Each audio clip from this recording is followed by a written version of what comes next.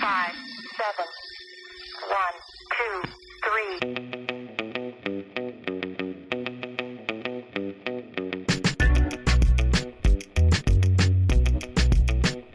Hi, this is Pods and Ends, the junk drawer of pop culture and geek podcasts.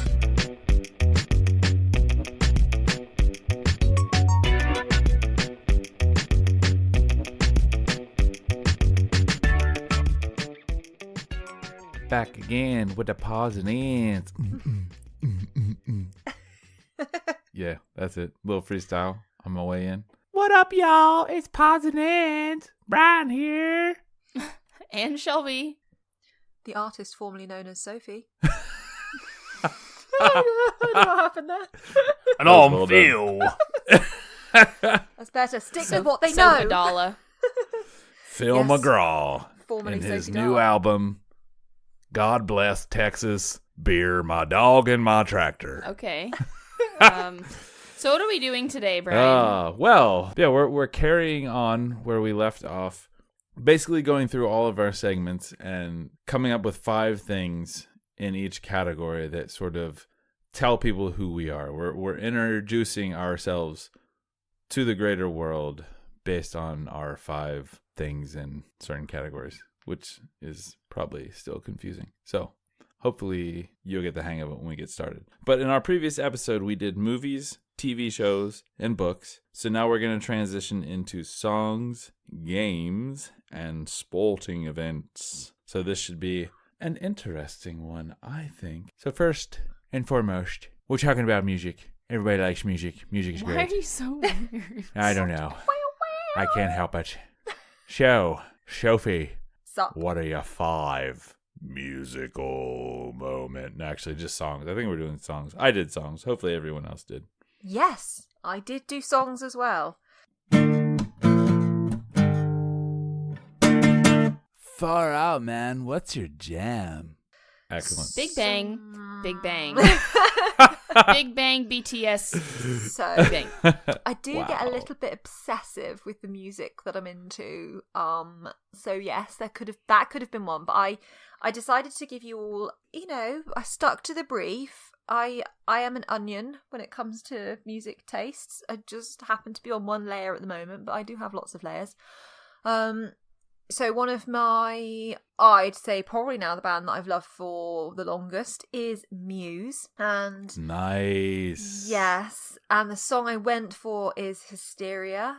Oh my gosh. But to good be one. honest, you could pick pretty much any Muse song, apart from when he had a little wobbly weird phase, didn't he, with that slightly weaker album when He there was in something love. like, yeah, it turns out Yeah, Matt that Bellamy just ruins artists. yeah, Yeah. he then They got can't dumped. be happy. No. No, he got dumped and then wrote an amazing album after that, didn't he? Mhm. Really, really kick ass. So, long I'm with you may- on Hysteria. That's actually been my ringtone at one point. So Nice.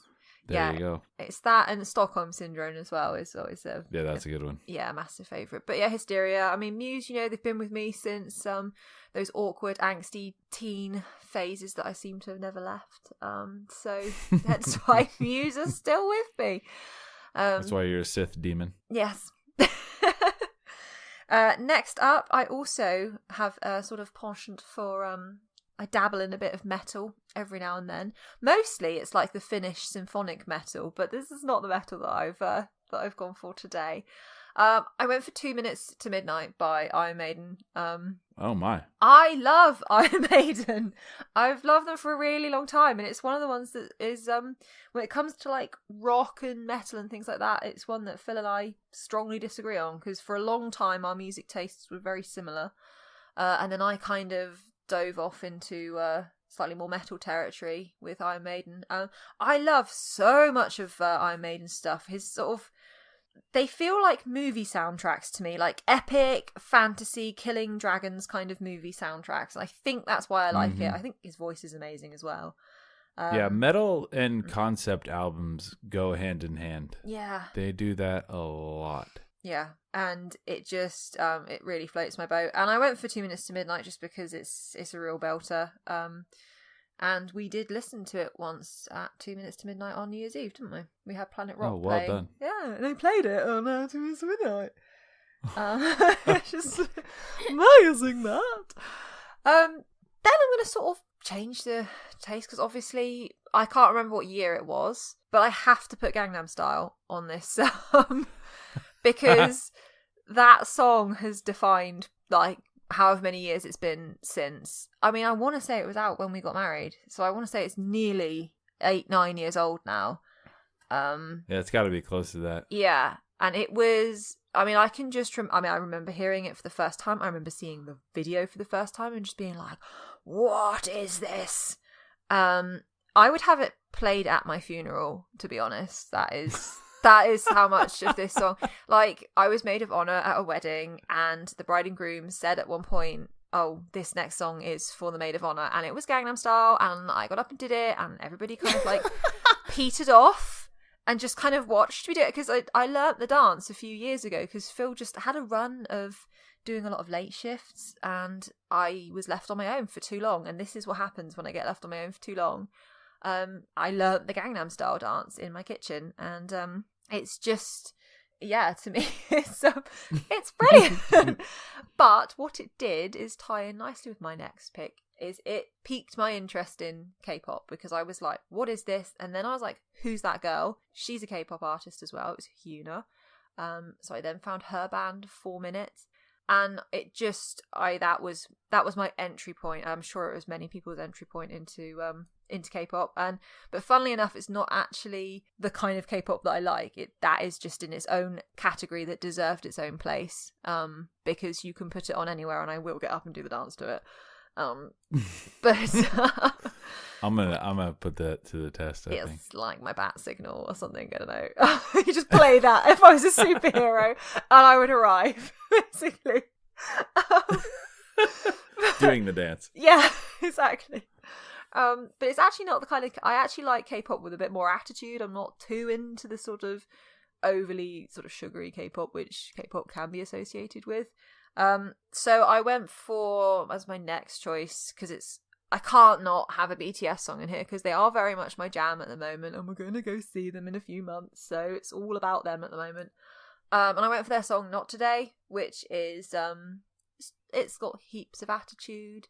It's classic BTS and that it's kind of power to the little guy. I mean, literally the opening lyrics are like, to all the underdogs of the world, and you're like, yes, this song is about me. I am that underdog.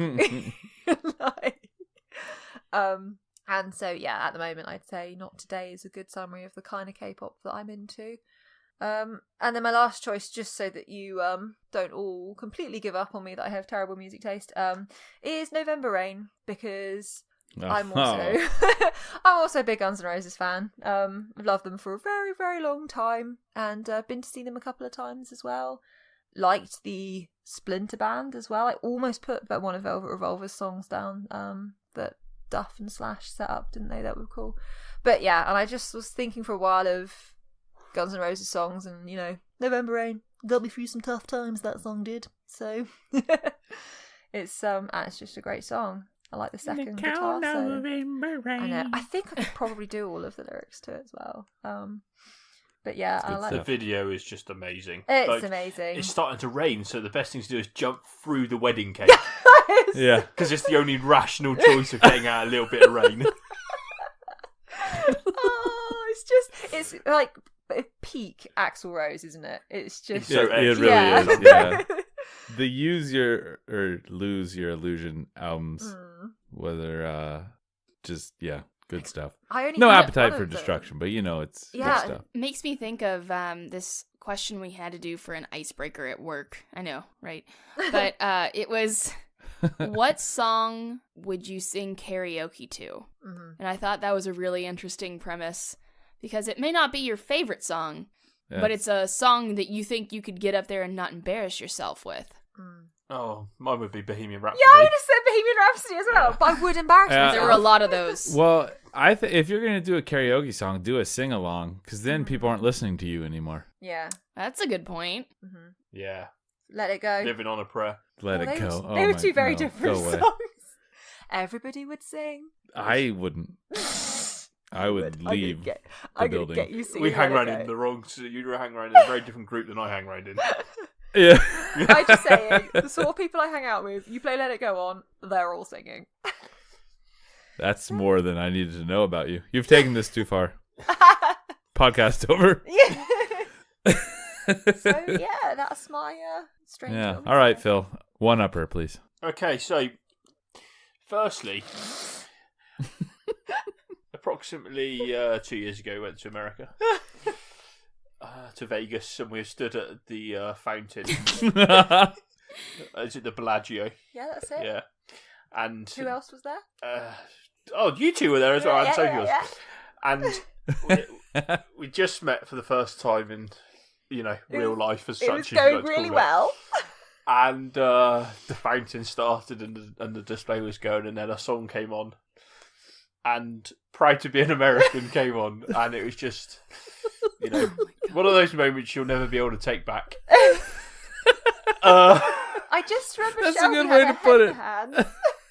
And yeah, It started, and I know the beginning of that song. Oh, Yeah, I heard it, and I was starts up like, with oh. like the Oh no. the talking part, that's sort what you of, did. and yeah, Shelby was like, "Oh my god!" I'm like, "What?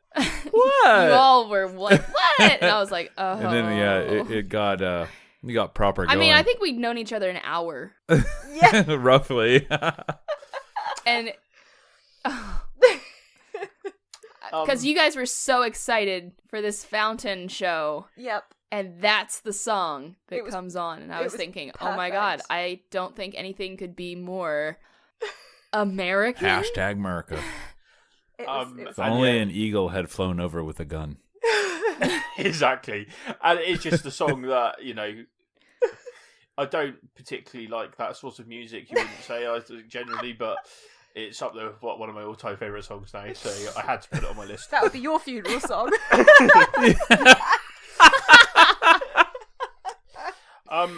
So then my next one is Sabotage Beastie Boys.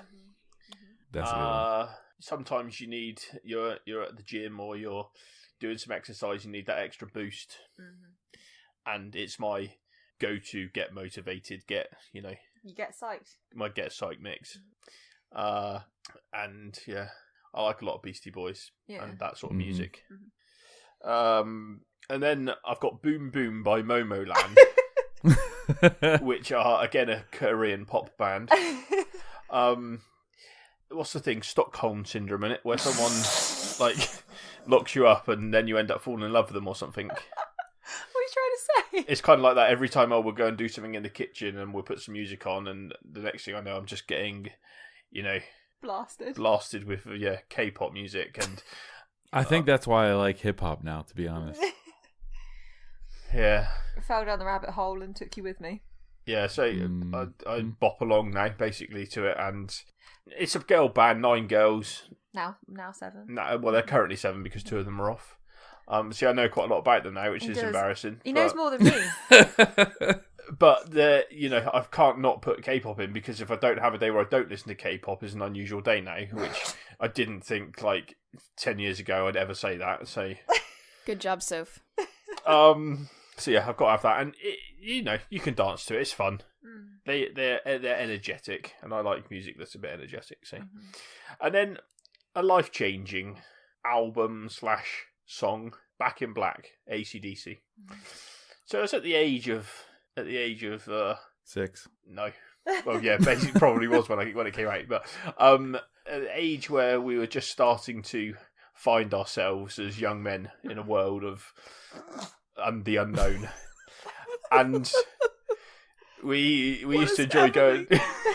We used to enjoy going and playing pool and doing things without having to ask our parents and things like this. And it was one of those tracks and songs and albums that we always used to play when we were going to do mischievous things that we shouldn't be doing at the time. And Back in Black and AC/DC are one of my absolute faves. And yeah, for a very, very, very, very, very, very, very long time, they were my go-to. If I wanted to listen to any sort of music, I'd listen to AC/DC. You were the AC/DC guy. I knew that about you before I'd actually. You were the properly met you. AC/DC guy. Yeah. If you ask all the chicken boys, he which had- one's the AC/DC guy, they don't really feel. Yeah, do you Oh, wow. You had the flat cap, didn't you? Yeah. I didn't dress up in the school uniform. No, you did not dress up in the school uniform. No, with but the you had shorts? You had the Brian Johnson flat cap, didn't you? Yeah, and I had all the albums on vinyl, and then the extra songs like Love Song and Rhapsody and Blue, those sort of songs that were only ever on like certain vinyls. I had those as well, so I was quite a big fan. But yeah, Back in Black, you can't really... There's a lot of good AC/DC songs, but that is up there with my favourites. Yeah. And then Breathe by The Prodigy. You've all heard my love for The Prodigy before, but yeah, once again, I listen to music mostly to get myself psyched. If I'm in the car and I'm driving, I'm either listening to an audiobook or I'm listening to Talk Sport. And I mostly use like music for, oh brilliant, I've got chores to do in the house, or I'm going to the gym, or I'm going to do some exercise, or whatever, and that's how I listen to music nowadays, rather than before where I used to listen to it relaxing. Now it's like get up and go, so that's the sort of music I want to listen to. True. So that's Or my dance. list. Or music you can dance to as well, I find. Yeah. Something. Yeah. I'm a lot the same way anymore. Like, music is, if I'm doing something, yes, music. Otherwise, so much, especially audiobooks. I crush audiobooks anymore. Boring. You shut up, you. Shelby does make me listen to hip hop all the time, though. I do. And just like you said, I like it. You'll see that when it gets to my best turn in a minute, though. But Wow. since Okay, so it's my turn. who are you? So, my musical taste is kind of all over the place, especially... She likes rap, hip hop, and R&B. Shush. I thought that my Spotify 2018 summed up was really funny. Anyway, my first song is Every Day by Logic. And talk about a song that gets me like super hyped up to go to work. Literally. I mean, it's super hyped up to do anything. Yeah. Like if I have to go like fold laundry, be like I work hard. There you go. So yeah, I mean, I like Logic just in general. I think he's pretty clever. I like his music. So that's my first rap song. Next, I would say Reaction by Adventure Club, which is an EDM genre. Part of her dancing phase. Yeah, exactly. So I like EDM, dubstep, that kind of stuff. I think it's good for me to listen to while I am actually working because the lyrics are usually either really repetitive or they don't have any, so it's not very distracting. I also find it to be really helpful when I'm working out. Yeah. That got that driving bass. Wom, wom, wom, wom. And then wouldn't be a list of mine without Eminem. So right Which now, one? I would say Lucky You because I think it's just a really good example of Eminem's talent as well as his ability to pull someone else into a song and really make them shine. And his ability to be angry. Yes, I like angry rap a lot. I have a deep fire inside of me.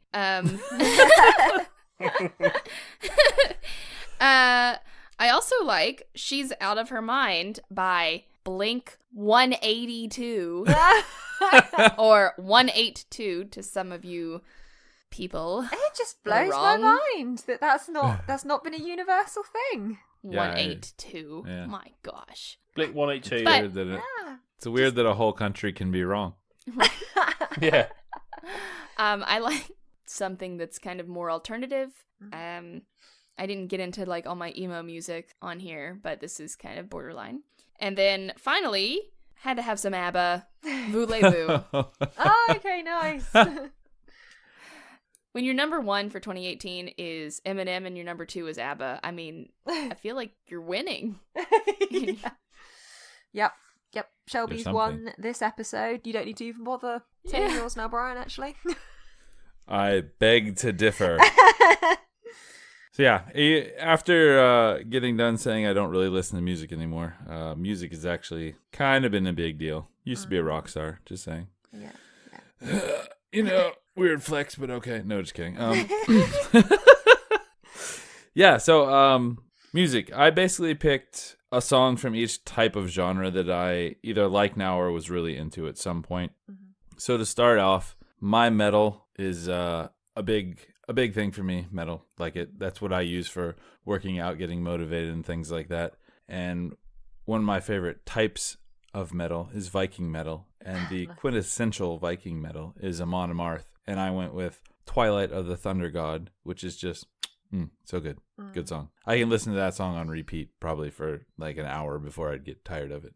It's good stuff. I always want to write like an epic fantasy novel every time I hear that kind, that, like you say, that genre of of metal. I'm always like, oh gosh, now they're gonna fight the demon god. Like, yeah, their latest album is actually, it's a concept album that tells a story. So you should check it out. It's pretty good.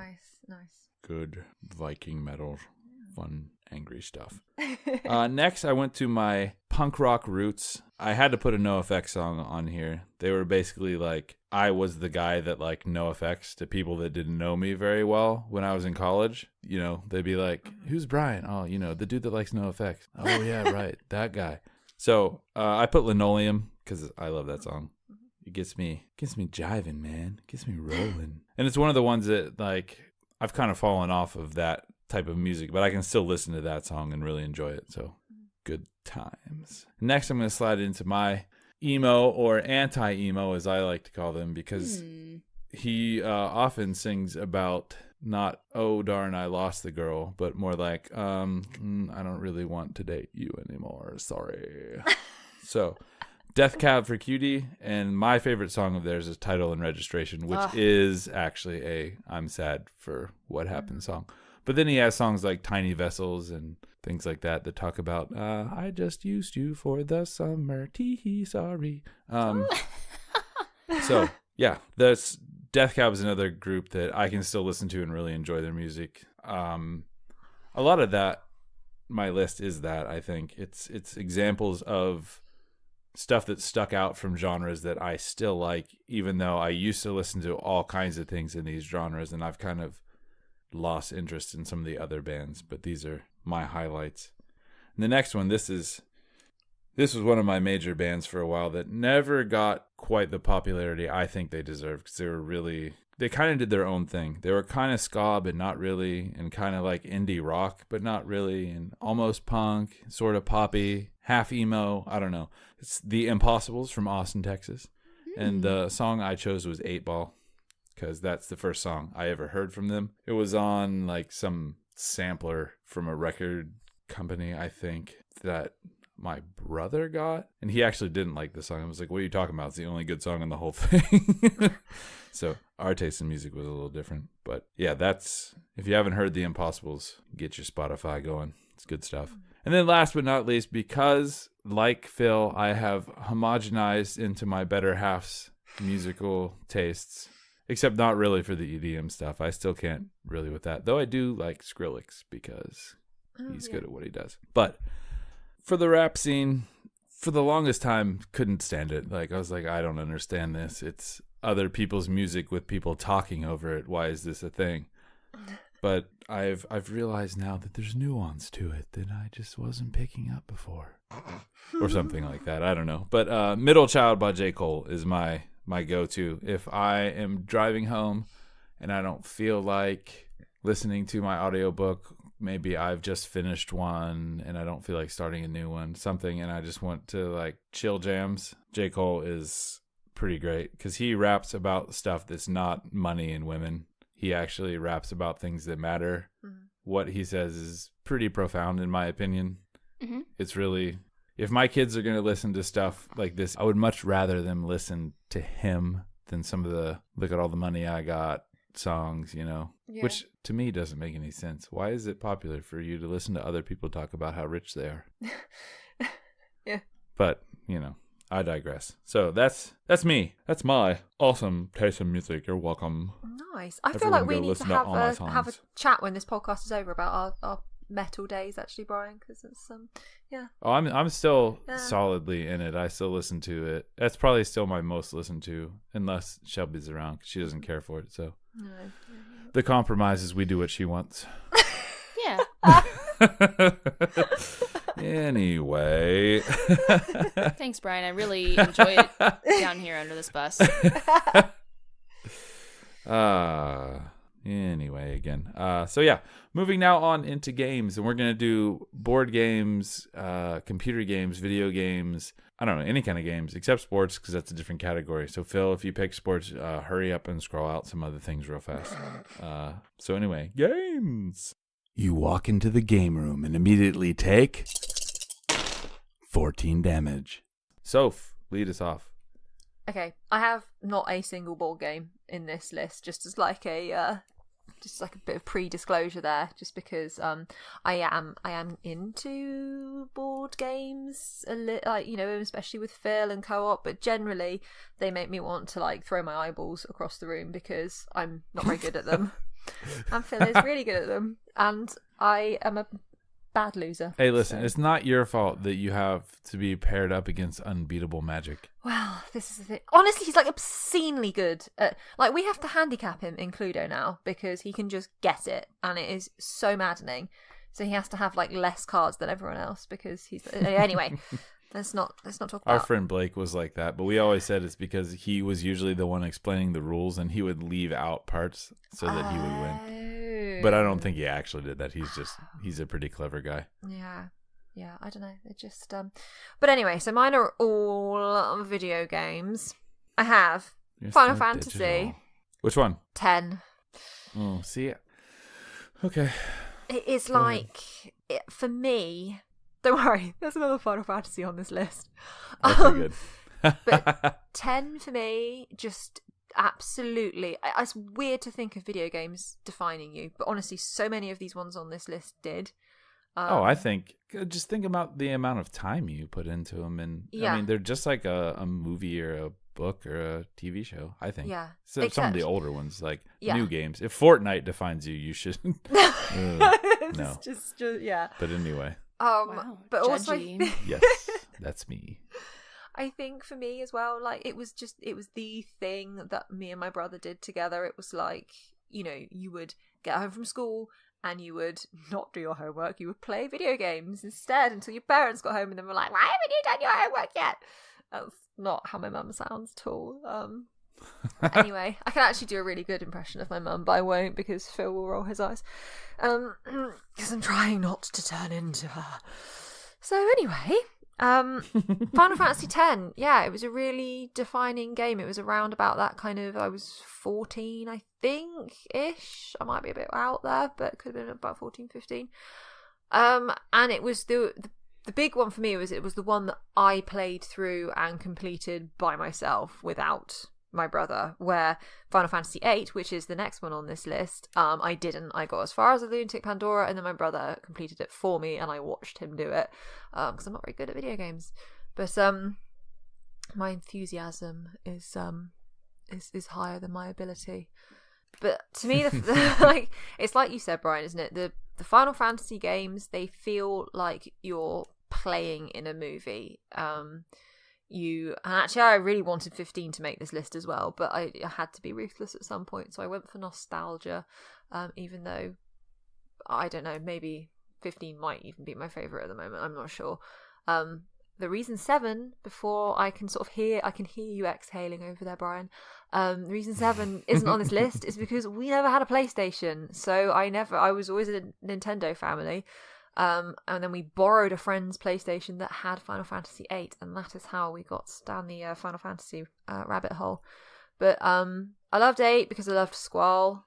He was just such a cool, he's such a aloof guy. Yeah, that's my brother's favorite. Yeah, he is. He's just the epitome of cool, really. But then 10 came along, and like you had Tidus there, and he was very much not Squall, and I was like, who is this guy? Why is he so cheerful? And why does he keep talking all the time? But he's just amazing. And why is he so good at Blitzball? Yeah, I know. And that whole group, they felt really. I think that was the one where the characters all started to feel like they had their own individual story. Where 8, they still very much felt like it was Squall, Renoa, and then everybody else. Where I think, I think they followed the whole Cloud Ares kind of model. Yeah. From 7, but I've always been an odd number fan, and my brother was the even number fan, so it worked really well for us. Yeah, and see, we never had 9 actually, even though 9 looks really good. Yeah, it's up there, close to 7. Yeah. But yeah, so 10 just won out for me just because of when it came out and the fact that I was able to play it, and I really fell hard for all of the characters. So yeah, then the next one was 8, and then it's Legend of Zelda Majora's Mask, which I've always been a big fan of the Zelda series. I try and get everyone. The only one I've not played so far is Breath of the Wild, because we don't have a Switch, unfortunately, where there's sort of, you have to pick your console that you're playing, and we are not down the Nintendo route anymore, unfortunately. But Majora's Mask, I can remember reading about it. We used to subscribe to like a gaming magazine, and we'd played and loved. Nintendo Power. I want to say it was something like that. So we had an Ocarina of Time, and I remember like starting to read. They do little articles of like coming up was Majora's Mask, and I was like, wait a minute. You only get 3 days? Like, my anxiety levels have just gone through the roof here. And it was so well done. The whole, like, going back in time. Maybe time travel is my thing after all. Just finding out things about myself on this podcast as we go. But yeah, Majora's Mask was just, it was just an excellent game. I can't really, Link's really cool, obviously. And yeah, it was just very cleverly done. The fact that you were repeating the same 3 days, but that's not, in no way was it repetitive at all. Yeah, it was just cool. And it was one of those games as well, the Zelda games, I quite like just hanging out in them. Like, I'll go for a potter on Epona. Might do a bit of fishing, might do like a side quest. They were the first games that I really felt like you could do that. You couldn't really potter on the Final Fantasy games. They sort of kept you moving with the story, generally, unless you were going to go on the hunts and stuff. I was going to say, unless you're going to walk around the grass and wait for the... Yeah, like my brother did those kind of, like, when you would start fighting all the, like, I can't even remember what it was called now, but he would do all that stuff, and I was just like, no, I was just after the story on those games. But and then my next one is Super Smash Brothers. Nice. Great choice. They're just so much fun. And this is like peak me and my brother just dossing around on the Nintendo all afternoon, basically. And we had the ones that we would play as. So he was always Link and I was always Pikachu. They were like our dream team. And then we got Melee, so you could start playing as Marth and Roy. So we used to play as those two. But the thing with Smash Brothers is obviously you could be on the same team, so that was great, because otherwise he would just dominate. So you're on the same team and you could just sort of smash away basically at the computer. But we used to mess around with the items, and you would turn the frequency of item drops up to max, so that all these items would just start raining down on us. Or we would just have Pokeballs come out. I don't know why we thought this was entertaining, but we would just have Pokeballs come out. So Pokeballs would drop every like 3 seconds or something. And we would be going around like opening them all. But if one of you messed up and missed one, and then the computer started getting them, and it's just like carnage, because before you know it, there's like 6 or 7 Pokemon all on the screen, and none of them are yours. Or you'd be like, oh, is this Charizard ours? And then it's like, no, I'm on fire now. And especially like the older Super Smash Bros. Games, they don't do it anymore. You used to get like these rankings at the end, and I mean, I can remember like we were crying laughing when sometimes you'd get like Pratfaller if you'd had the stupidest death, where one of you's just like walked off the edge, or there was like World Traveler where you've just been like battered to and from the screen, and it was just stuff like that. It used to absolutely like make our evenings when we would get the most ridiculous like deaths and falls and stuff like that. When we'd sort of done trying to win it, we would then, find out the most spectacular ways to lose it as well. So they're just great fun games, and they still are fun now. Actually, it's really cool seeing which like the new characters that come out on them and stuff. And then my last one is Diablo, which this is more of a recent one. This is probably the game that you will most likely find kicking about in this household. Phil and I found we really enjoyed doing co-op games together. We started out with the Fable games, and and they were really, really good fun. Yeah, I like those. Yeah, I love that whole. It was very much those sort of decision. You can be good or evil or Right. whatever. That and Knights of the Old Republic were sort of the first ones that are like, Yeah. you have choices. You're not just going down and figure out what happens as you get to it. Yeah, exactly. So I mean, they were really good fun. But then Diablo, unfortunately, kind of just blew every other co-op game out of the park. And actually, they're not choice-based at all, really. The only choice is which character you play does sort of affect the kind of storyline that you're given. But it is the most sort of slick co-op that we've come across. It's obviously, it is just, it feels like it's been completely it feels like it was built as a co-op game first in mind, and then as a solo game like afterwards. Yeah, if that it's makes made sense. to be an online game Yeah. that you play with more than one person. Yeah. It's a multiplayer game that you can play alone Yeah. instead of vice versa. And so we just have so much fun on it. I feel like we're equally as good at it as well. Like I'm not terrible at Diablo. Which is nice. One of us isn't sort of propping the other one up unless I'm the wizard and Phil's the barbarian and he runs off and leaves me behind and she's like, oh, but I'm so fragile.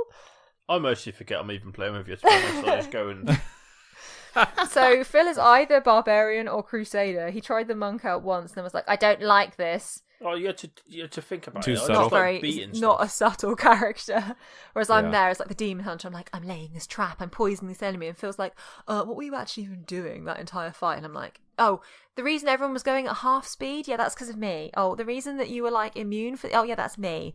But yeah, but it's cool. It works with both our personalities, doesn't it? That we play very different characters that actually complement each other really well.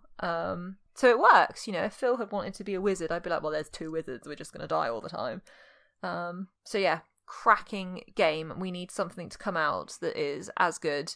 Because I don't like first-person shooters. Hence why there's not a single first-person shooter on there. So, and they're generally that's the not my co-op jam games. either. So yeah, that's me filibustered for long enough. Speaking of filibuster, We'll start off with Mario Kart on the SNES. yes, Sometimes, Mario Kart is just tremendous. Sometimes me and my bros just have a boys meet up and we pull the old SNES out They still have the SNES. and play Mario Kart. I'm dying that you call it SNES. Why? Literally, What? no one here says that. What is it then? SNES? SNES No! Oh or my god! just Super Nintendo. My mind is actually blown. It's the SNES. It's always a SNES. Yeah. Until he said it just now, and I was like, "What's a SNES?" Oh, freaking Brits! So yeah, you can't beat it. Well, you can. There's a lot of very good. A lot of. I'm actually partial to the N64 Mario Kart, but Yeah, that was fun, yeah. they're all very Yeah. similar and good. Yeah, we didn't have the SNES. We had the N64. That was the one we had. Yeah. It was cool. So, yeah, like it. Uh-huh. You have to sit a certain distance from the telly because the controllers have wires. Yeah. Mind blown to all you youngsters out there listening to this.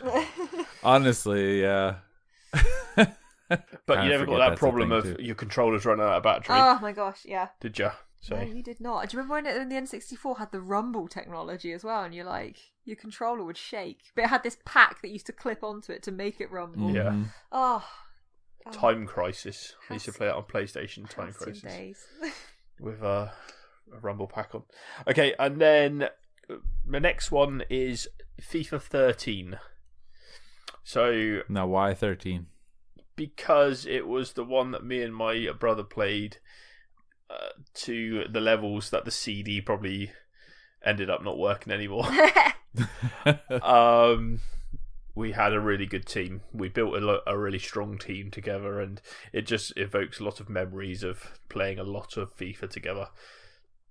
And it was like the generation where they just changed the gameplay and how the players run and how they kick and how the touches work, etc. And it's really good. So that's why. And yeah, we played that too. Yeah, for too long. If I was to go around his house now and we were to play FIFA, we'd probably play 13 instead of 19, because it is that good. And then we go on to Pokemon. Yeah. When I was approximately, 12 years old, I reckon, Pokemon Red came out. I might have been a little bit younger. And I had a friend called Ricky. And he got Pokemon Blue and I got Pokemon Red. Ugh. And we just spent countless hours around each other's houses, sat on our Game Boys playing Pokemon. Did you trade? Did you connect the cables together and trade? Did you have a little trade? No. Oh, we had those little ones. You had to literally plug your Game Boy into their Yeah. Game Boy, and then oh, it was fun because some things only evolved, didn't they? Yeah, you had to trade it to evolve it. Plus, when Yeah. you traded, they got more XP. Yeah, but then they came back and they hated you. Well, that was a bit later on, wasn't it? They'd hate you. I think they added that later. That was the issue I had. I used to love Pidgey. Oh, okay. And I used to fight with him all the time. So I'd have a Ratu or whatever it was, and he'd be level 6, and then I'd have a Pidgey level 37, but he wouldn't listen to anything I did because I wasn't a good enough fighter. Yeah. But I just used to like the joy of having terrible Pokemon, like the worst ones, that were ridiculous levels, so I could beat the gyms. We did it because we didn't realise the first time me and my brother played, we had Blue, and we started off with a Squirtle that we called Splash. Splash got to about level 86. He was like an 86 level Blastoise, and then everyone else in the team was level 20 or something. So we just had him, and we did take on and beat the Elite Four because we had to share it. So our character was called Sopad, and he'd be like, "I'll do this gym, and then I'll hand it over to you, and then I'd do the next gym, and we'd take it in turn." It was so civilized. I just don't think you'd get kids sharing a game like that. And, I don't reckon that would No. work very well for most kids. But it was really harmonious. So we sort of did this, and then but then he had the revelation. He's like, maybe we should get them all the same level, like Gary does. Gary Oak, everyone, ladies and gentlemen. Your nemesis, Gary. Yeah. And he was like, maybe we should do it that way next time, and we never looked back. He's so good. Gary Oak's best. Gary Oak's so good. There's only 8 gyms, but he's got 10 gym badges. I hated him though, honestly, proper hate. You know what? I think he was he was one of my first crushes. I'm not gonna lie. Always like the bad Well, you boy. know how you could change their name, right? Yeah. So there was a kid at school I didn't like, so I changed Gary's name to that kid's name. Oh my gosh.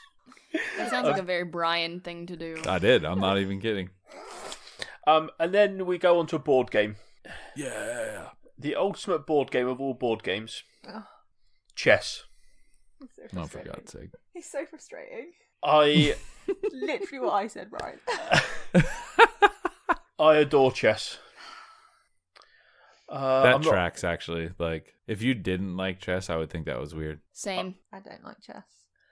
I am not particularly good at it, but just for people to understand who I am, I was the kid at school who went to chess club. I'm kind of like a hybrid human being because I used to be in the football team, but I also used to go to chess club. So people never used to understand who I was, and I'm kind of like that nowadays in life. You're an onion. Yeah, I make people cry. But I just love it. It's just such a brilliant tactical game of thinking ahead and what is your opponent going to do, and I love it. And then we go on to the best and greatest game ever made, Championship Manager 0102, a football manager simulation game. They don't play football on it. I know, I love it. How Phil is that? So Exactly. How can I work at home? So I just wish there was a way that I could take work with me. yeah, you're buying and trading players, and you're training them, and then you're setting up the formations, and then you send them out, and then you have a little bit of control during the match. But it's all the stuff you do beforehand. And I honestly think if you were to add up the amount of time I spent playing that single game, Championship Manager 0102, I think it would be close to 3 or 4 months, non-stop, with the amount of time I spent playing it. Because I have played games where it's you have been playing this game for 19 days, and that is full on. If I was a day off, a few years ago playing it, I would play it from 8 o'clock in the morning until midnight. Just playing it with having TV on in the background, getting a snack, and that would be it. I was literally obsessed. And there are books out about how people have got divorces, that 20 UK divorces have gone through because of the game. because it's that addictive. Oh, it's so good. Didn't your granddad play it for a bit? Yeah, so me and my granddad and Nan moved into a flat, and he couldn't get out as much as he used to. So we're like, oh, have a go at this game. He's Torquay United fan, as on the Loser programme on Netflix. So I suggest everyone watches it. And he was so cool. He used to get a notepad by him, and he used to write down all the players' names and how good they were and what positions they were going to play. And then he'd do it, and he'd lose the first 3 games. And he'd like, oh, I've done something wrong here. So he'd restart the game again. But he'd put his name in backwards. He put his name as like Clark Kenneth. Just so the computer didn't know it was the same person, so they wouldn't wouldn't do the same stuff. It was literally the most adorable thing in the whole world. But yeah, he ended up spending a lot of time. He never got very far with it because he was always losing. He didn't like losing, but yeah, it was adorable. You know what I've always wondered is why they don't have like more video games in nursing homes and things like that. Yeah, because wouldn't that make sense? Stuff like that, yeah. Stuff that you don't need a lot of manual dexterity to play, Yeah. I think would make perfect sense, yes. Yeah. Especially the way that like the 3DS was going with like brain training and puzzle games and stuff like that. You know, there's a lot. There's so much out there now that's not just like first person shooters. So, yeah. but yeah, I would. The problem with it went for a stage championship match. I love championship match. It went for a stage where it cost like £40 to buy, and then it went to free download. They scrapped the free download. And it went to people doing copies. And now, if you were to look at it on eBay, it's like £50 now to buy it. Ugh. And at one point, I had like 6 copies of it because I kept losing them, and they went here, there, and everywhere. And I can't find one now. Otherwise, I'd be quids in. I should have bought them all when I was. Capitalism. But yeah, I got a download for it the other day. And that's my list. Right, carry on. All right, Shelby, regale us with your illustrious gaming background. Was that sarcasm? No, not at all. Wow. You are so Awesome. rude.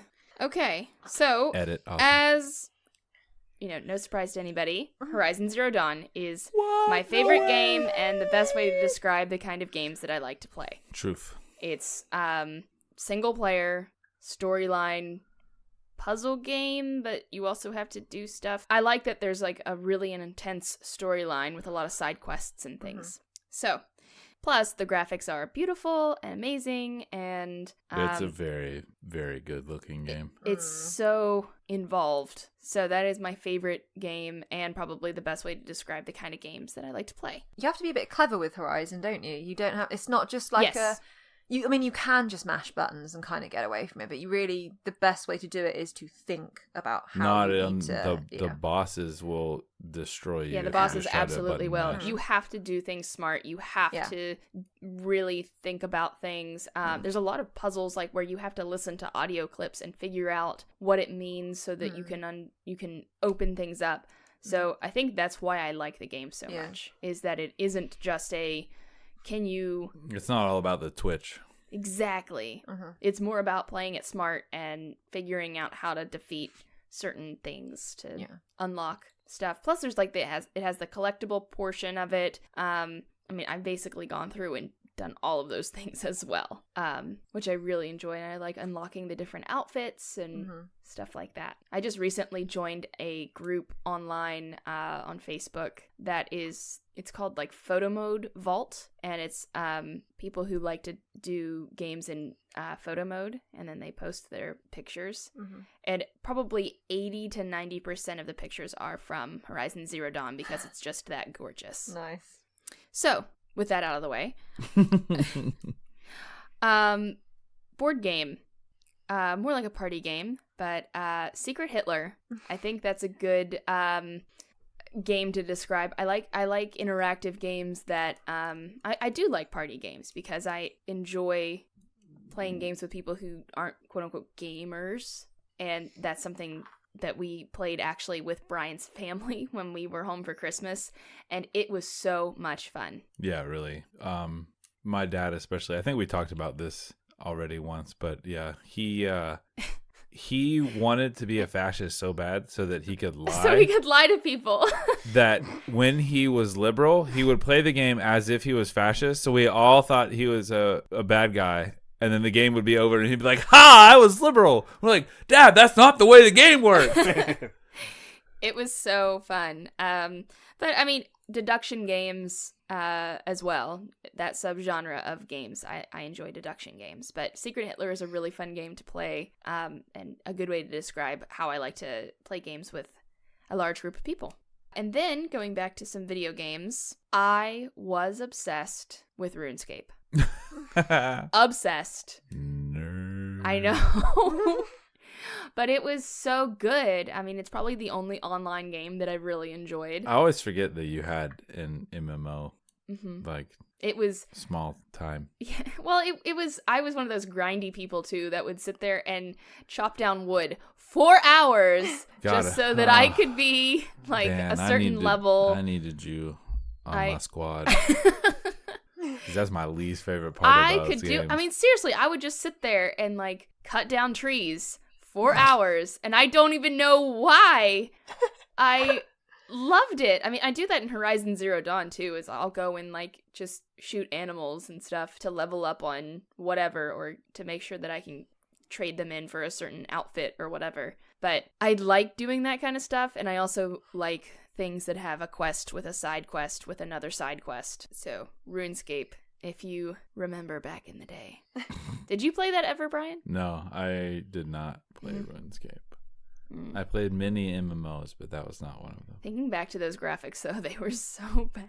I'm literally just looking at it now. This is epic. I think they redid it, though. I recovered my account, and I was like, oh, wow. Okay. And then I didn't play it at all. But, yeah, good times in middle school. And then before that, going back to, like, my first gaming console, which was PlayStation. I remember getting a PlayStation for my birthday, and I didn't even really know what games were. I guess that my parents were they had their finger on the pulse of what the cool kids liked, and I didn't even know. But your old man showed up to the store and was like, "What do I get for a young kid?" And the salesman's eyes turned to dollar signs, and he's like, "You need this PlayStation." Right. It was a PS1 that I got for my birthday, and I opened the box and it said PlayStation. I was thinking it was like, I don't know, like a tent or something, like some station you'd physically set up. Yes, to exactly. play on. That's what I thought it was. And then I was like, why is it in this box? What is this thing? Some assembly required. And then, obviously my dad plugging it all in. And my first game, which is not the game that I'm going to talk about, was Hercules. Like the Disney Hercules? Yeah, like the Disney Hercules. Back when they made video games of like every movie. Yeah, exactly. It was a lot of fun. But I had a friend, one of my parents' friend's kids, he had a PlayStation, and he had games that he didn't want to play anymore, so he gave them to me. And my game that I just played forever was Frogger. You got a PlayStation, you playing Frogger. I know! It was great! It was so good. Because it had like the... Glad I got this new gaming laptop. Now I can play Pitfall. Shut up! It was like better than just regular Frogger, though. It had it had Frogger Classic, and then like Frogger almost with a storyline. It was cool. My son, I need you to cross the road. But why, You know what? You know what? It was a great game, and I stand by it. Okay, And good. I like that kind of thing where you take a classic game and you can play the classic game, but you can also play something else. I guess Frogger wouldn't be the best one. Probably Rayman, if I think back to PlayStation 1. But still, Frogger, I remember that the most. Okay, Good. now that you're done making Good. fun of me. Oh, we're not done. You're never done. Nope. I really love Gloomhaven. Yes, you should love Gloomhaven. Because I like D&D, I really do, but I do enjoy the way that Gloomhaven kind of contains it a little bit. It's kind of that whole idea of sometimes people are more creative whenever you have a sandbox to play in, and these are the boundaries. That's kind of how I feel about Gloomhaven, is that, sure, I enjoy thinking about what I could do in a D&D game, and really it's up to the DM letting me or not letting me do it, which I think maybe that's why I don't like it, is it's too subjective, of whoever you're playing with. I really enjoy Gloomhaven because it has the defined rules and what you can and can't do, and also you don't have to have a DM. And that's really nice because That's the real kicker, that you're playing the board, but it still feels like different every time. And there's an actual story. It's just really well done. it is. The amount of thought that went into that game is phenomenal. I'm so impressed with it. So yeah, those are my 5 games. All right, so I'm going to start out with D&D. Yeah. Because of all the reasons Shelby said she didn't like it. Essentially, Dungeons and Dragons is a game of endless possibilities, which is what I always wanted, like in any sort of gaming. I was always like, why can't I do this? And now, depending again on your DM, but when I play games with my kids, for example, they're endlessly creative, most of all because they don't really know what they're doing. And second of all, because, they're kids, so they just think of the wildest stuff. And I'm like, all right, roll for it. If it works, then we'll make it happen. And that's the beauty of it. You can really do anything, like actually anything. It's crazy. It's what all these open world games like really want to be, but they're contained within their video game world. They can't branch out of, and D&D doesn't exist anywhere except in your head. So you can do anything. But I also like making up characters and creating backstories and all that good stuff, and Shelby actually doesn't like doing that, so part of why she doesn't like it. But Wow. the plus side is I get to do it for her, and that means every time we play I get to make 2 characters. Okay. Bonus. I literally hate making characters. I know, it's okay. I I just feel still like- like you. I feel like it seems like a way to, as an adult, to play those kind of role-playing games that you played as a kid. Like, and it's just a way to do that as adults, you know? It's Because that's what you used to it's just do as taken- kids, didn't you? You'd be like, I'm going to Yeah. be Luke Skywalker today, and you're going to be a tiger that breathes fire. And it was just Yeah, like... exactly. Like stuff that doesn't make any sense. Yeah. My brother and I used to take all of our toys and we would set them up, and like all the good guy toys would fight all the bad guy toys in these epic wars that would be like on his bedroom floor, and our cleaning lady would come and I'd have to like shut the door and we'd put like do not enter, and she would mess up our war, Yeah. And anyway, that's essentially what D&D is. Yeah. You take the little figures and you do with them whatever you want. Yeah, that's a good way to put it. It's like playing as a little kid, as an adult, with there's a lot of rules if you want to follow them all, but really it's all about just using the dice as your RNG and just doing whatever feels best in your brain. So it's good stuff. Everyone should play D&D. Next, Final Fantasy VII. Weird. That was my first introduction to Final Fantasy, and I think it is the best one. I don't know. I just can't get over it. It's a great story. The gameplay was fun. Fighting Sephiroth is one of the most memorable gaming experiences. Just everything about it's good. With Shelby, I do love a one-player RPG style run through the story. I do like the whole Fable thing, but we'll get to that here at the end of my list. Next, in the smack middle, which, most of these aren't really listed in any sort of order. They're just 5 thrown out there for whatever. But I put World of Warcraft because it took up so much of my life. I could not possibly have a list of games and not include it. And like you were talking about the whole playing for 3 months, there's actually a thing you can do in Warcraft called /played, and it'll tell you how long you've played the game. I do not want to think about doing that because there were times years and years and years ago where my time played was getting close to a year. And that was a long time ago. Granted, I don't really play anymore. I go back to it a lot when they come out with a new expansion. Just, sometimes from nostalgia reasons, sometimes because let's see what this is about. But yeah, maybe next time if I go back, I'll /played, and then I'll throw up in my mouth about how much of my life I wasted playing the game. Well, not wasted. I really don't regret much of it. It was fun. It seems like a waste from the outside, but there's so much like collaboration and things like that, especially if you're doing raiding or PvP, because it is multiplayer, sort of us versus them. It's a lot different than your Fortnite I must kill everyone stuff, although that exists there too, because Warcraft has always actually been really good at creating things and adapting to whatever's popular and making it part of their game. Yeah. But yeah, Warcraft, played it a lot. And it's actually got a lot of story. It's a huge world. There's books. There's a movie actually that I thought was good but got panned, but whatever.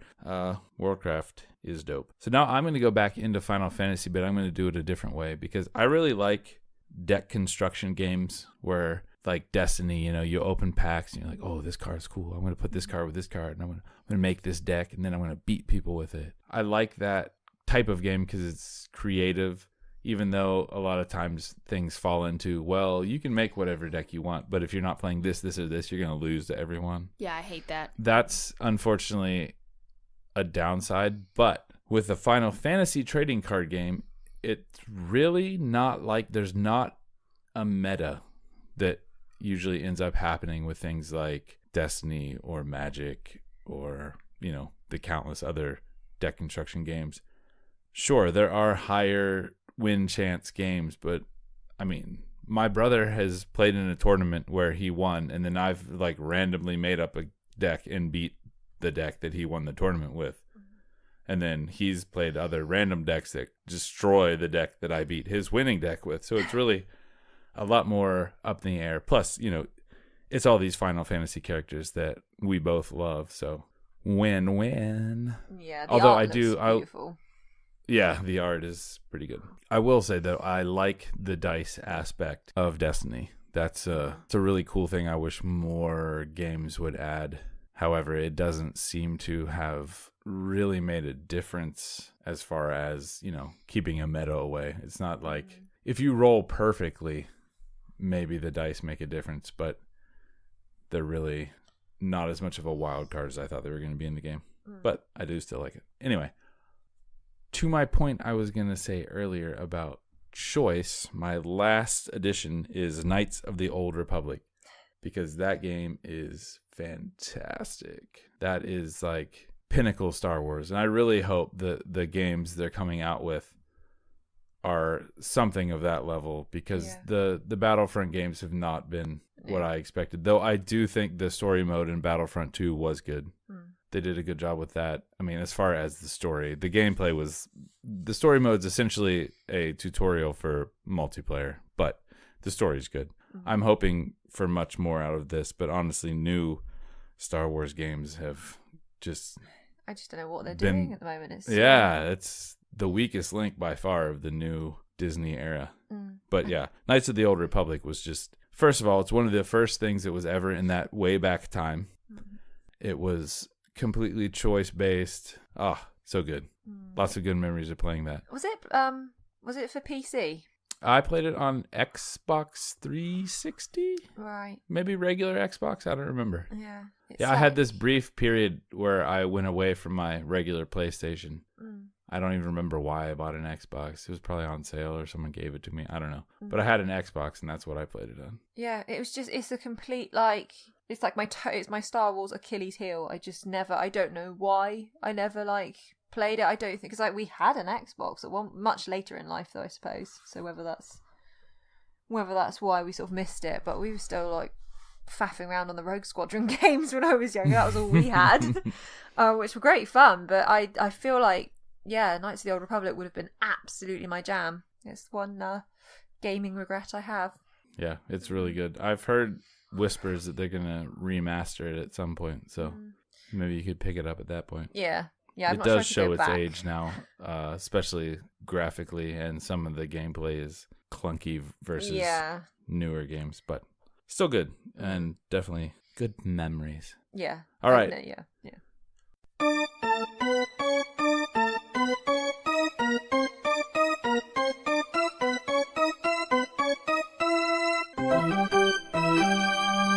Listen up, sports fans. It's time for the locker room.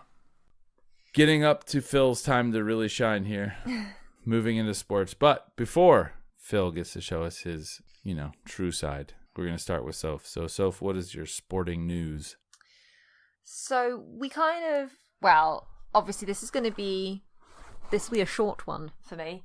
We kind of went for events, didn't we? Like sporting moments that Yeah, particularly. exactly. This was the yeah. hardest one, I think, to transfer to the whole idea, but Yeah, because otherwise you could just be like, well, I do cycling and I do this and right, you know, yeah, like, yeah. that would be kind of super boring. Yeah, I shuffle around the gym and try and I achieve like to something. sweat and lose weight. Yeah. So yes, for me, sporting moments. A particular strong memory of mine is England winning the World Cup. Not at football. Don't worry. And at rugby. Rugby was massive in my family growing up because mum's Welsh and it's probably one of the only sports that Wales have been any good at. So we used to always have the rugby on, and it was always really confusing because, like, sometimes she'd support Wales, but then, like, if England were playing someone else, then she might support England, but then she also supported Scotland because she liked the national anthem. So it was all, you know, just there was a lot of rugby going on, and she used to scream at the telly really, really loud as well. It was really embarrassing. But there was a year, I don't know when it was, I don't know if you can remember, Phil, but there was a year that when Johnny Wilkinson used to play for England. And it was one of those moments that I was watching 2002, wasn't it? 2003, I think. Yeah. I was watching it happen, and it was like you knew there was going to be this magical moment, and they needed X amount of points to win. So they scored the try, and then they were having to do the conversion. No, it was a drop goal, wasn't it? It was a drop goal. It was a drop goal. Last minute, and it was like time slowed down. And I'd sat and watched the whole match, which was a rarity because, like I said, she shouts at the telly, and it gets a bit loud. But I'd sat and watched the whole match, and then it was like time slowed down, and then you see him catch the ball, and you're like, oh, it's him. He was like the kicker, whatever that was called. And he, kicked it, and we won it, and it was really cool. Which is strange, because like I said, normally, this was obviously a day that Mum was supporting England, because they weren't playing against Wales. But that was just something where it was like, it was a real novelty to see England win something, basically. Because this was all around about the time that we were not winning things. No. So yes, it was a time football when we had a shade. very, very, very talented football team, but they were massively underachieving, and they were sort of like very up themselves and confident of what they were doing. And then the rugby team were a bunch of gentlemen who were very understated, but they went and they worked on teamwork and they worked on being together and a unit, which the football team wasn't. So all the rugby people were like, well, this is what the football team should be like. Yeah. And then because it was a British sport and people that support football are very nationalised, they got behind the rugby as well. So it just gripped the whole nation. Yeah. That's what you were trying to say, wasn't it, Soph? Yeah, basically. That. Well done. See, told you this was your segment. Exactly. And actually, this next one directly relates to Phil as well. Because we used to go to the Cheltenham Gold Cup Festival, which is our big horse racing event. And So it's not. oh my goodness, We have the Grand National, I don't count the Grand National. Too many horses die. which is probably world renowned. Yes, but But they die. for horse racing fans of horse racing and more the horses and not so much the betting, Cheltenham is the place to go. Yes.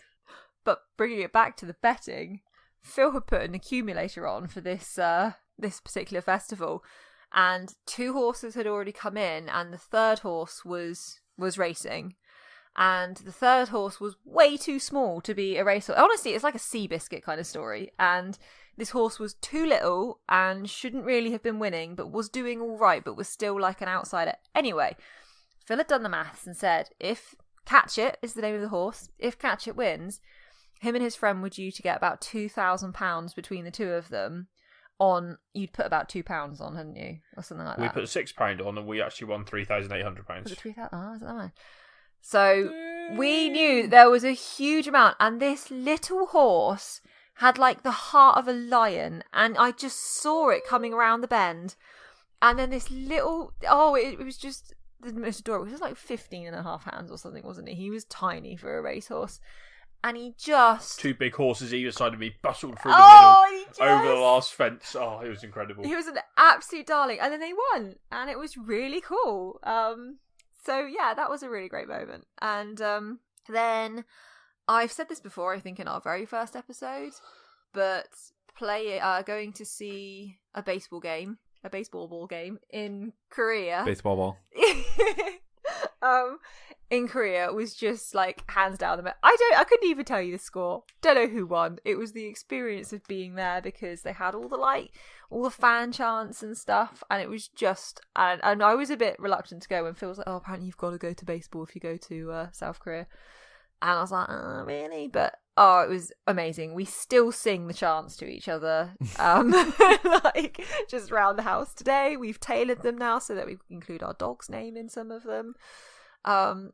It's a really great experience, and I highly recommend it. I think it's the same if you're in Japan as well. I think the Japan baseball games have similar, where it's like you have the crowd fan chants and stuff. So it's that was amazing. And then last summer, sort of looping nicely back to England generally sucking at lots of sports. I'm looking at football here because, like I said, you sort of inevitably, as part of living here, you just sort of end up following football, and then you get sucked into the World Cup, and then every year you get like It's Coming Home playing on the radio, and you think, oh, maybe it is coming home this year. It's obviously not. And it still didn't last year, but we did win penalties, which I have never seen England win a penalties ever. And we got so close, and it was in the middle of this incredible heat wave. And it was this amazing summer feeling last year, wasn't it? It literally did. It was such a cliche. We were all really massive cliches last summer, but it did like grip the nation, and everyone was feeling good because it was like we were riding a World Cup high. And it's a shame we didn't win, but it will go down as a moment I will remember with when we won those penalties, and I nearly cried, even though football and I have it's complicated relationship, I think it's fair to say as well. And then my last one is a sporting achievement of mine, the only sporting achievement that I have had in my life, which is when I got my black belt in karate. It was one of those sort of, karate had always been something that I'd done just for me. You know, I tried to do, as any girl does, you end up having to do like ballet and tap and all that jazz, literally jazz as well. And it was really clear that it was not for me. And I can remember having a conversation with my mum when I was just like, I just don't fit in and I don't like it. And then I took up karate. I was about 12, I think, when I took it up. And it's the sort of thing that you don't ride on anyone's coattails to get your black belt. You have to do it all by yourself. And I feel like I was the kind of person that had just sort of coasted by on other people's coattails in my life. So to actually be doing something that was all on me and nobody else was pretty cool. And it's a sore subject, as I was forced to retire last year. Because, fun fact, if you take up martial arts at a young age, you then ruin your knees before you're 30. So, fair warning, folks. Good to know. Yes. I'm way past 30. Can I do it now and be fine? Maybe you just get like a free pass. But you can see why this all links back to like the love of Hong Kong cinema and stuff. I was mega into martial arts and used to think like, maybe one day I could be like Jackie Chan. I was never that good, but did get my black belt. So, there you go. Well, that's pretty rad. Yeah. And now It's time. for the moment we've all waited for. Chad Chatterson! Chad Chatterson. So, there's Chad Chatterson here. I'm going to hand you over to Phil. Hi, it's Phil now. Sorry. I didn't feel it was right that Chad told you my sporting moments. So, we'll start off with Chris. I like cycling. I do a lot of cycling, and unlike what Sophie portrays England as a country that never wins anything, we actually are pretty good at sport. And Chris Froome won the Tour de France. But to win the Tour de France, my moments are particular moments rather than him winning the Tour de France.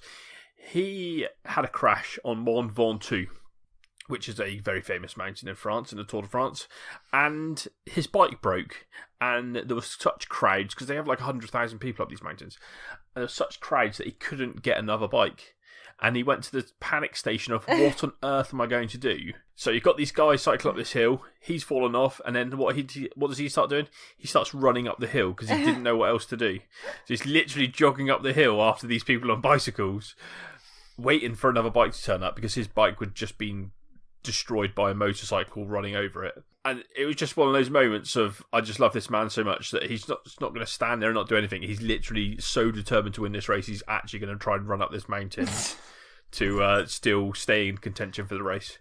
And it was just intense. There's like millions of memes on the internet, and it was just, at the time, it was The running up that hill Yeah. song, wasn't he it? Froome doesn't have the world's most captivating personality and doesn't seem to draw people in as much as he can, but it did kind of, like I said before, grip the nation of, wow, this guy is literally going to do anything to try and, apart from take drugs, because that's what cycling's notorious for. This guy's literally going to try and do I was gonna anything say, to try and Did anyone ever do that? win the Hashtag Tour de what's wrong. France. Yeah. Oh, wow. Shade.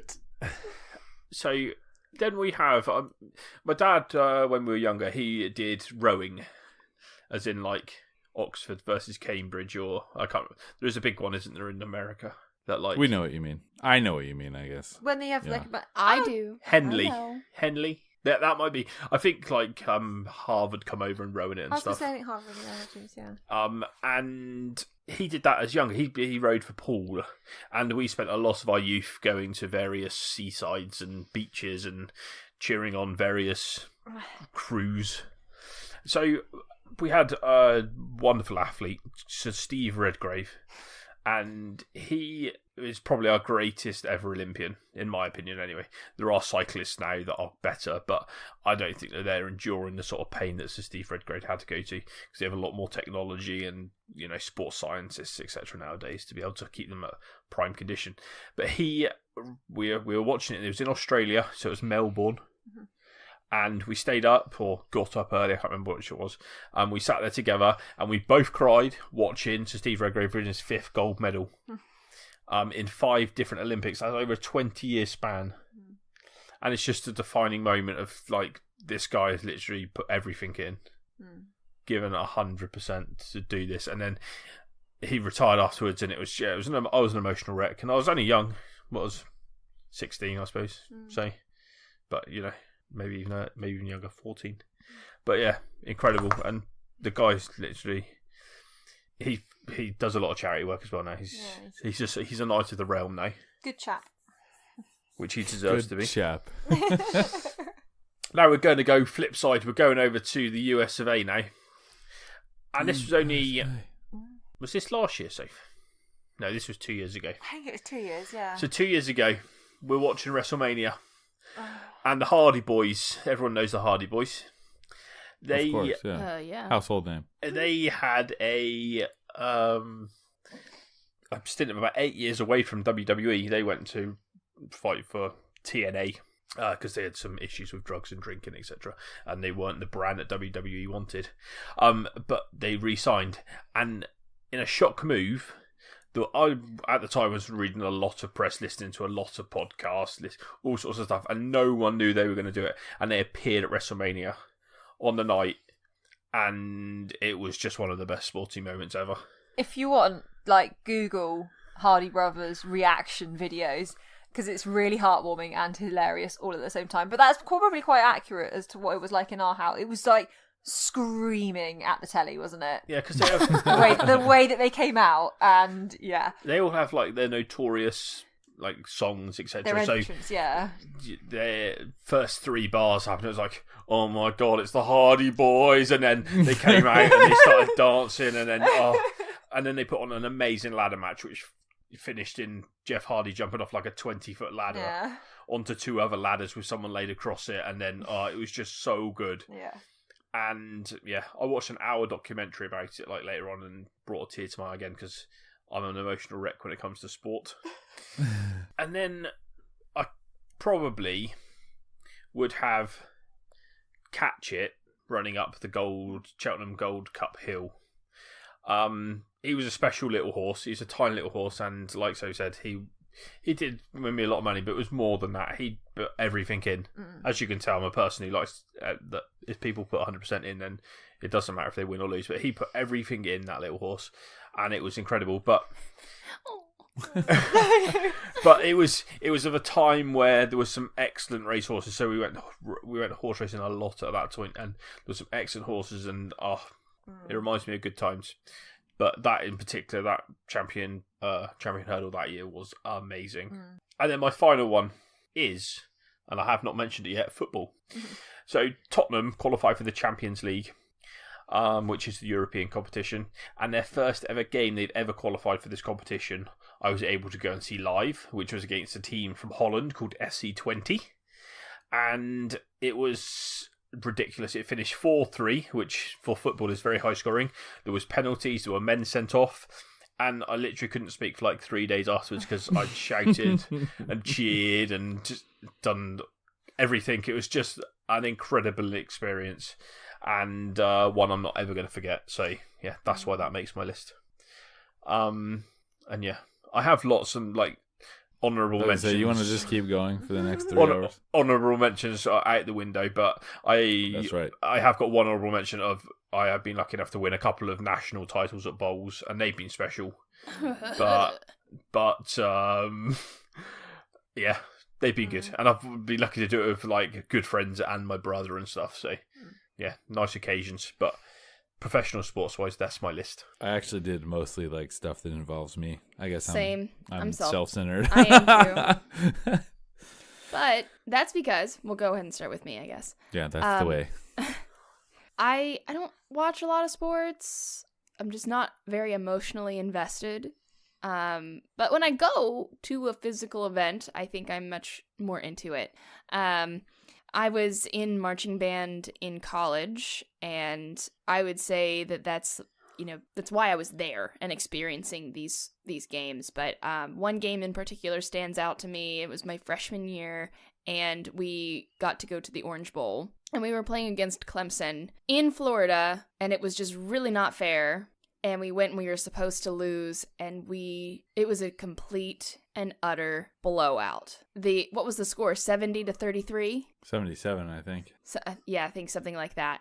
But, I mean, it got to the point where whenever you score points in the game, we'll do this kind of sequence in the band, and you would play a note for for your total score. And it got to the point where we had to stop because it was too much.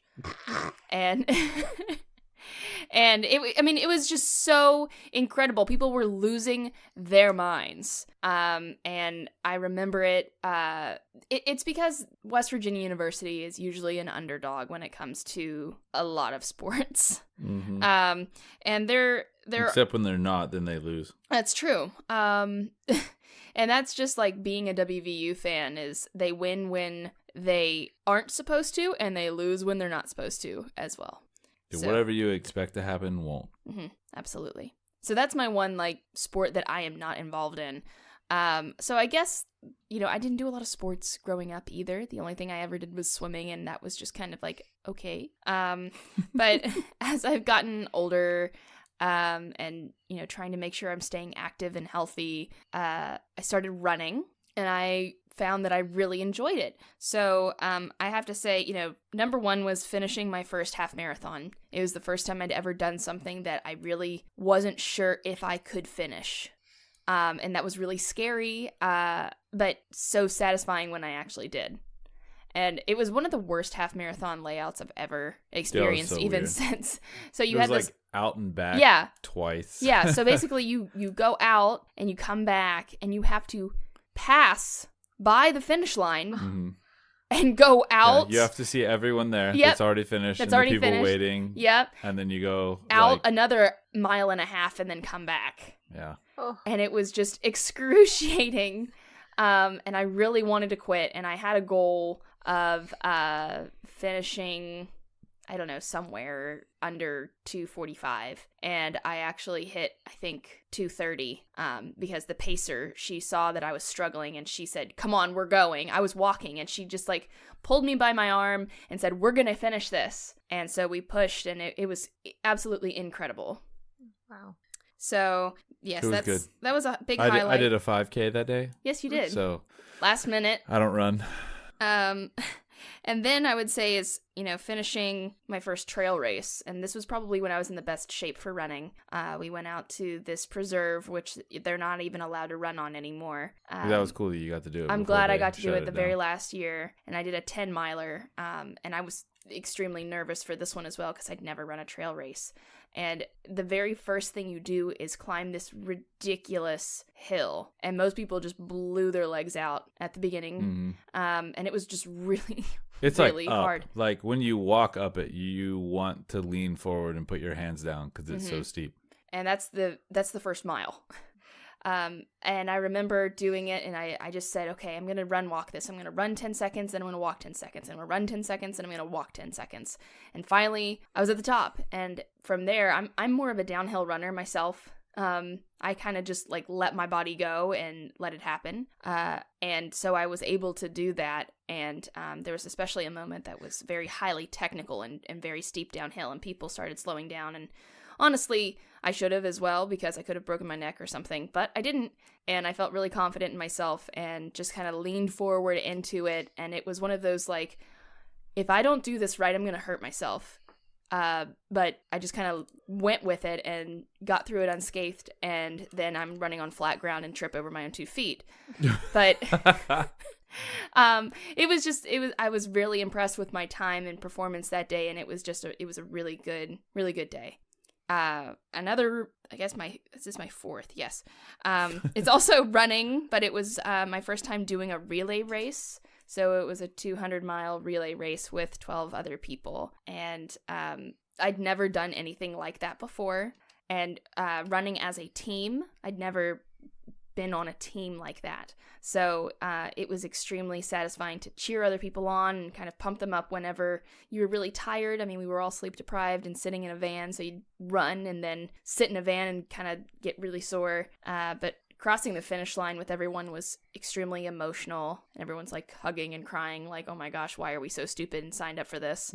But we did it! And then finally, I've been really, really, really enjoying our Peloton. It's so fun. I never thought of myself as a cyclist. I used to think about doing triathlons and saying, I could, but I am just not good enough at cycling. So it's been a really good transition into trying to do stuff on the bike. Maybe eventually I will venture outside. But for now, I'm really enjoying the classes, and seeing how far I've come even just in a month is super exciting. Yeah, if there's anyone out there thinking you're on the fence about getting a Peloton, do it. It's been great. So those are my sports moments. They're very self-centered, and I don't really care. So there's that. All right, you ready for mine? That are all self-centered because I don't care about other people. Woo! Yeah. Please listen to my podcast. I only like myself. No, just kidding. Hey, if you've got the achievements, go for it. That's right. Well, this one's not really even an achievement. The first time I went to a Penguins game. So when I was younger, like fairly young, we were not that well off. I wouldn't say we were poor, but we were close to being poor. But anytime we did anything other than go to like grandma's, it was a huge deal. So we drove all the way up to Pittsburgh. We like stayed in a hotel. We hardly ever got to stay in a hotel. It was like so cool. And then we all went to this Penguins game as a family. It was just, I don't even really remember the game. I just remember being there, like in the stands and like getting nachos. And it was just, this is the coolest thing that's ever happened. I like that the highlight of your sporting event was getting nachos. It's doing something with my family, Shelby. Okay, fair. Being I guess emotional. I probably should have. Gosh. I should have listed the Penguins game we went to the Christmas we got engaged, but I didn't. Yeah, you Sorry. should have. Because the Penguins are the best. But anyway, yeah, that was good. It was good times. My dad hustled and we weren't poor anymore. And then we did stuff like that all the time and it was not special anymore. No, I'm just kidding. Wow. I had to ruin it. I was getting emotional. Anyway, when I was in school, I played all kinds of sports. One of the ones I was probably best at was basketball. And I think that's just because I got tall really fast. So I was like at a severe advantage. And in junior high, I was on the JV team. This was when I was in 7th grade. Our junior high was 7, 8, 9. So we were playing this team from Morgantown. And I grew up in this tiny area. And, people from Morgantown, even though they were still a tiny area, they looked down on you because they thought they were like the cool kids. And we were the rural bumpkins, which was mostly right, but I wasn't. So I took offense to it. So anyway, the game was tied.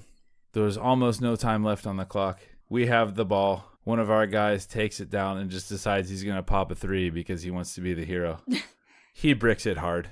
I jump up, take the ball from the guy, and like barely touch it and just push it toward the basket. The buzzer goes off. It hits the rim. Ding. Hits the other side of the rim. Ding.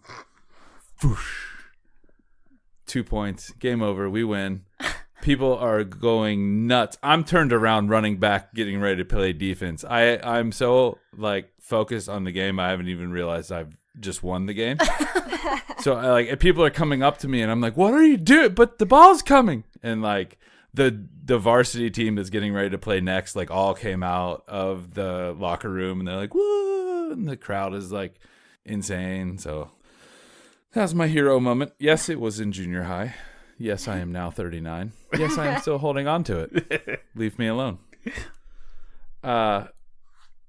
So a more recent one, I guess. My first goal with my new team when we moved to Bakersfield here, because getting on a team was kind of a struggle. The way they do things here is weird. Like back home, if you pay money, they're like, okay, you're now on this team. They don't get a say in it. For some reason, you go, hey, can I play hockey? And they're like, I don't know. We'll have to see if a team wants you. Like, it's very backwards. But when I finally got on a team and then I like scored a goal, it was very cool. Made me feel good. Yeah, I know. All right, Sappy. Well done, Brian. Thank you. I appreciate it. And then this year, one of the incentives for our students is if they get honor roll or better first quarter, they get to go to a Condors game during school. So the Condors are the AHL team that feeds into the Edmonton Oilers that is right here in Bakersfield, California. So every year they do, it's called like Field Trip Day or something like that. They have a game that starts at like 11:30 or noon so that schools can send kids to it. And it's like a big to-do, you know, the kids are all stoked. They get to kind of bring their money and go buy concessions, and they sit together, and there's supervision, but it's not real supervision. You know, mom and dad aren't there. They're kind of like feeling like big adult kids. And it was really cool just to like be part of that. So that's I guess that doesn't really involve me. That's less self-centered. Still me. High five. And then last, this is like another tearjerker throwback, but I used to always get together with the neighborhood kids and we would play wiffle ball in one of our neighbor's backyard. If you don't know what wiffle ball is, it's basically baseball, except you take a thin, hollow plastic bat and hit a tiny plastic ball that has holes in it. Yeah, it sounds dumb, and it is, but it's so you can't like get hurt, I guess, was the idea, because it's not like a hard, it still hurts when you get hit by it, but you know, no one's gonna get concussed by getting hit by a wiffle ball. Yeah. But we used to play it like all summer for hours. And when I started thinking about sporting moments, for some reason that it was just like boop, wiffle ball. I can still see that stupid long yellow bat. Wiffle ball. Right? I remember having to play wiffle ball. See, having to. I remember getting to. Jeez. I was miserable. Not gonna lie. You played miserable. That's true. I see what you did there. And on that note,